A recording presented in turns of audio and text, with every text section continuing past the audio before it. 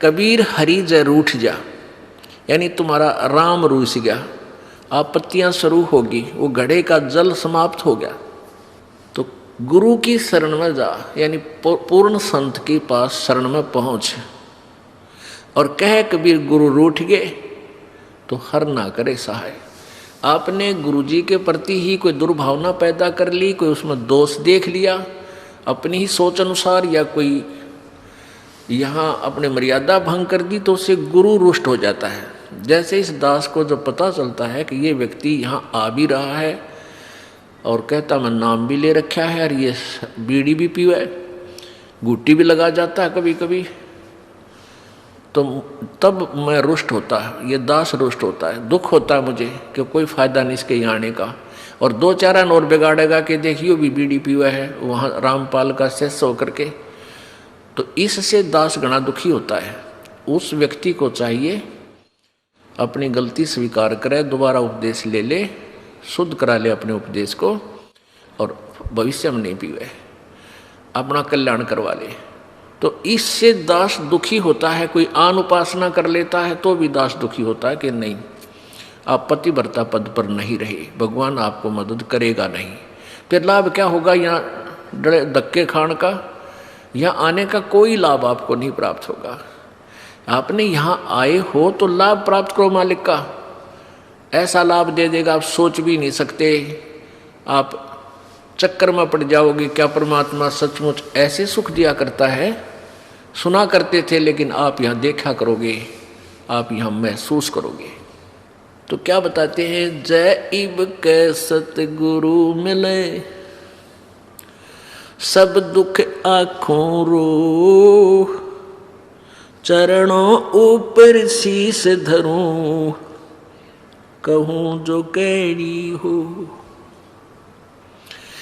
कबीर साईं मिलेंगे, पूछेंगे कुशलात, आदि अंत की सब कहूँ, अपने दिल की बात, गुरु जी तुम ना भूलियो। चाहे लाख लोग मिल जाएं, हमसे तुमको बहुत हैं, तुमसे हमको नाई, तुमरे विसारे क्या बने, मैं किसकी शरण में जाऊं। शिव ब्रंश मुनि नारदा, इनके हृदय न समाऊं, अब गुण किए तो बहुत किए, करत न मनी हार, बावे बंदा बख्श दियो, बावे गर्दन उतारे। अब गुण मेरे बाप जी, बख्शो गरीब नवाज, जो मैं पूत कपूत हूँ, बोहर पिता को लाजे, मैं अपराधी जन्म का, नख सिक भरे विकार, तुम दाता दुख भंजना, मेरी करो संभार। राम कृष्ण से कौन बड़ो, उन्हों भी गुरु कीने, तीन लोक के वे धनी, गुरु अग अधीन। परमपिता परमात्मा कहते हैं कि तुम राम कृष्ण को तो बहुत शक्तिशाली सुप्रीम परमात्मा मानते हो, इनसे बड़ा तुम किसी को नहीं मानते, लोक वेद के आधार पर। उसी उद्देश्य से परमात्मा समझाना चाहते हैं उन्हीं को उदाहरण दे करके कि तुम्हारी दृष्टि में राम कृष्ण जी से कोई बड़ा नहीं। तो उन्होंने भी गुरु बनाया। श्री रामचंद्र जी ने ऋषि वशिष्ठ जी को गुरु बनाया, और श्री कृष्ण जी ने दुर्वासा जी को अपना गुरु बनाया, आध्यात्मिक गुरु। संदीपनी ऋषि उनके केवल अक्षर ज्ञान कराने वाले गुरु थे, जैसे शिक्षक होते पढ़ाया करें, और आध्यात्मिक गुरु दुर्वासा जी थे। तो परमात्मा हमें ये बताना चाहते हैं कि राम कृष्ण से कौन बड़ा, और उन्होंने भी गुरु कीन, और तीन लोग के वे धनी, तीन लोग के मालिक, गुरु आगे अधीन।